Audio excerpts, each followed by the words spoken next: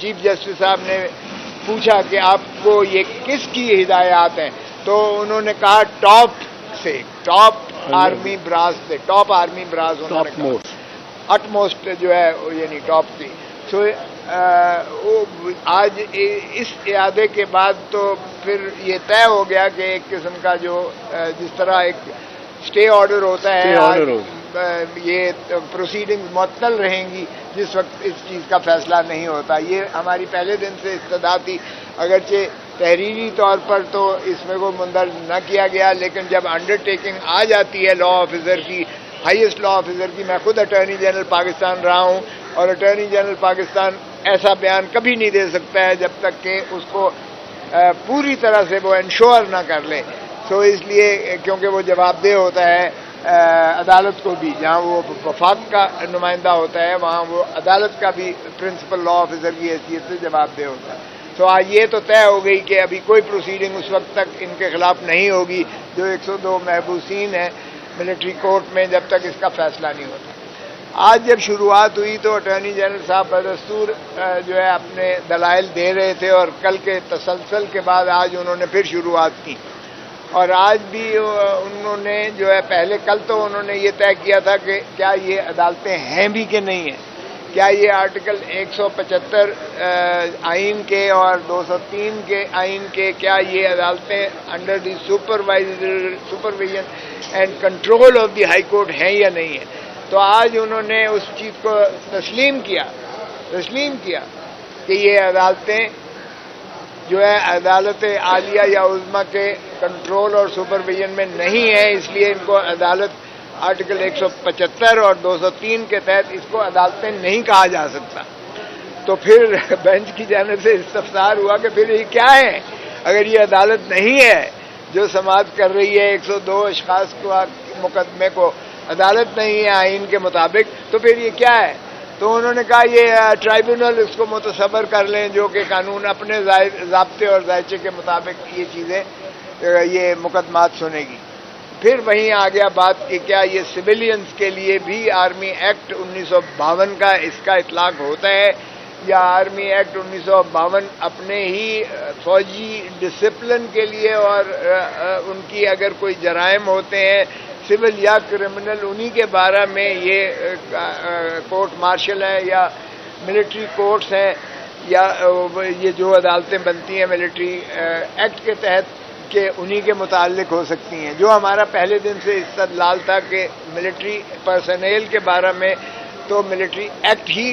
جو ہے ان کے ڈسپلن کو بھی اور ان کے جو جرائم ہوتے ہیں ان کو بھی ان کا مواخذہ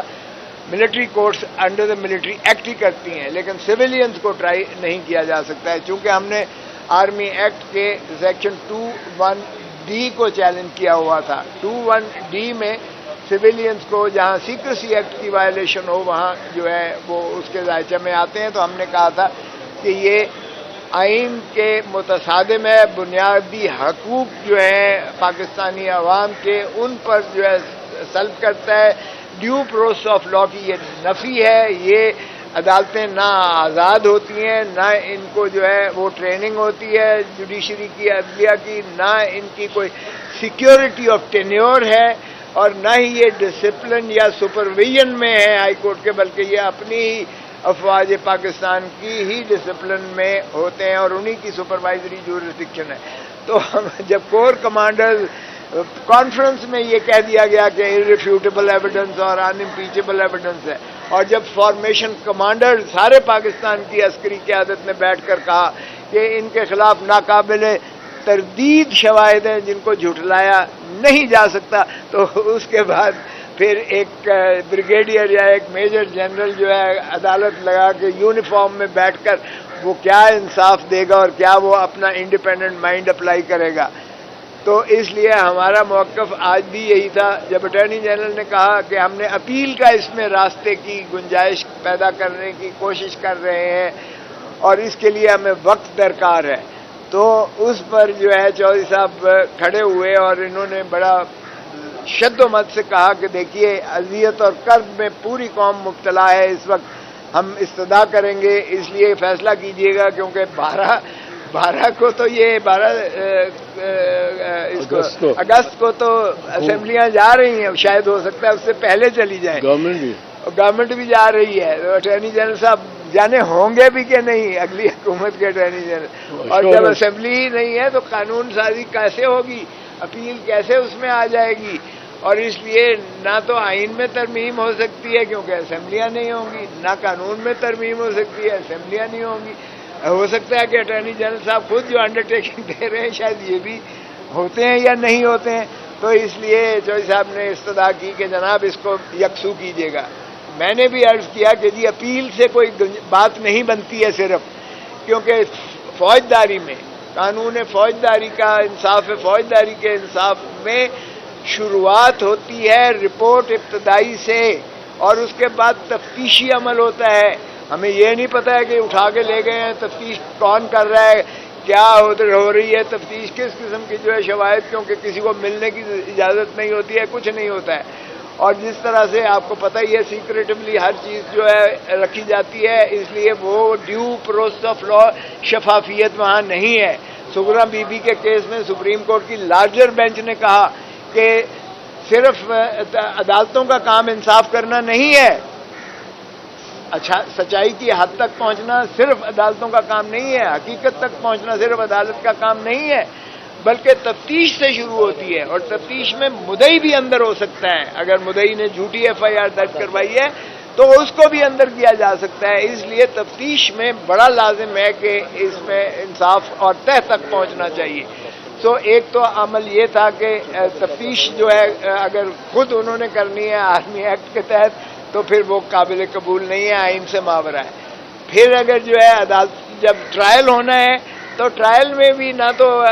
عدالت جو ہے جج صاحب جو ہے وہ سنوائی والی عدالت جو ہوگی نہ وہ ٹرینڈ ہے، نہ ان کو تحفظ ہے،